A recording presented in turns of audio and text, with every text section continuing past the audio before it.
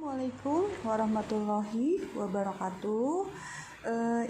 Kali ini materinya itu menentukan faktor suatu bilangan.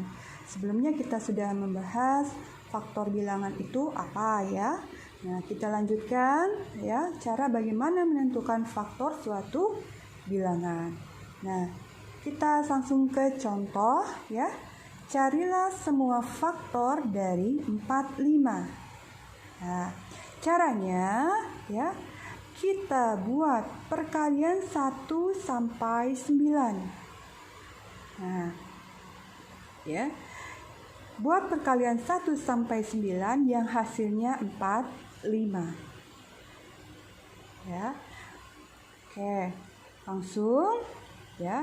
Perkalian 1 yang hasilnya 45 berapa? Bagaimana cara mencarinya? Bisa menggunakan pembagian. Jadi 45 dibagi 1. Ya. 45 dibagi 1. Kita bagi 45-nya ya di dalam, 1-nya di luar. Ya. Perkalian 1 yang hasilnya sama dengan 4 ya. Mendekati 4 tetapi tidak boleh lebih dari 4, yaitu 1 kali 4 hasilnya 4. Turunkan 5 ya. Nah, kemudian perkalian 1 yang hasilnya mendekati 5 atau sama dengan 5, tidak boleh lebih dari 5. 1 kali berapa? 1 kali 5, kita tulis 5-nya. Di 1 kali 5, 5. Kurangkan ya, 0. Hasilnya 45 tanpa sisa. Ya, jadi 0 itu tanpa sisa. Ya, sisanya 0. Jadi 4, 5 hasilnya. Kemudian perkalian 2 yang hasilnya 4, 5. Ya. Nah, yang ini tadi 1 kali 45 itu habis ya pembagiannya. Jadi ini faktor.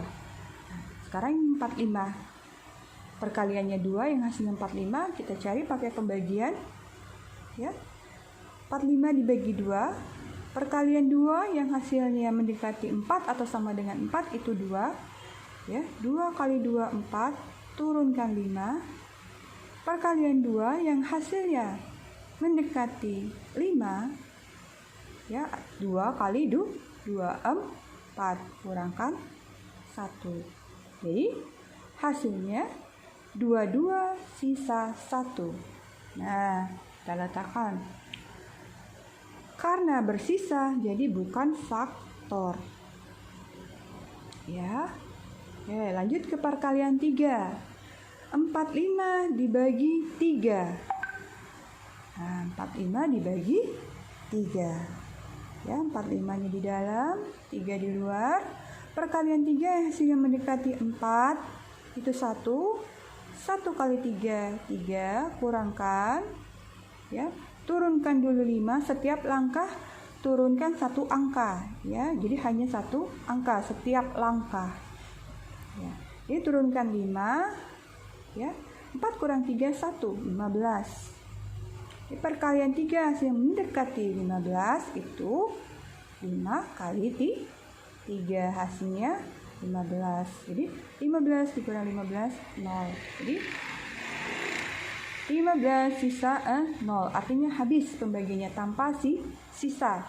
Nah, jadi 45 dibagi 3 sama dengan 15 ya. Habis itu faktor.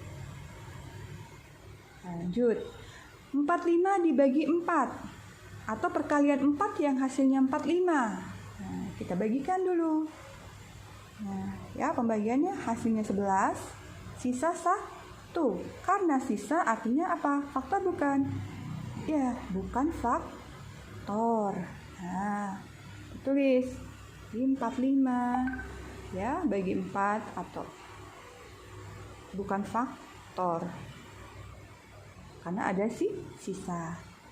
Nah, Sekarang per 5 dibagi 5 atau perkalian 5 yang hasilnya 4, 5.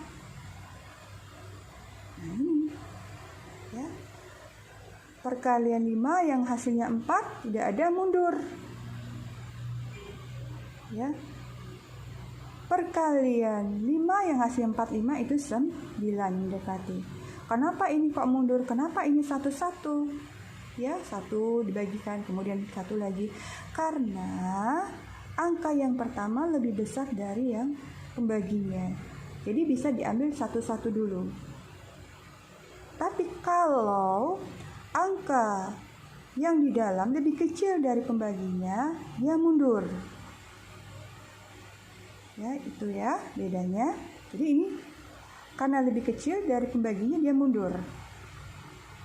Jadi 4, 5 yang diambil, bukan 5 yang hasilnya mendekati 4 ya. Jadi langsung mundur ke 4, 5. Itu bedanya.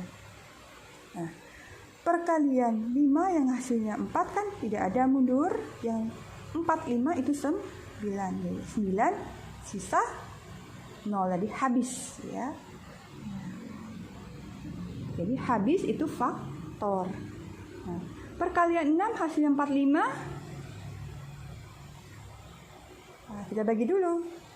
7 sisa 3. Faktor bukan? Bukan. Kemudian dibagi 7. Ya, ada sisa juga. Kalau sisa juga bukan faktor. Kemudian dibagi 8. Ya. Itu juga bukan faktor. Nah, dibagi 9 itu faktor. Jadi habis.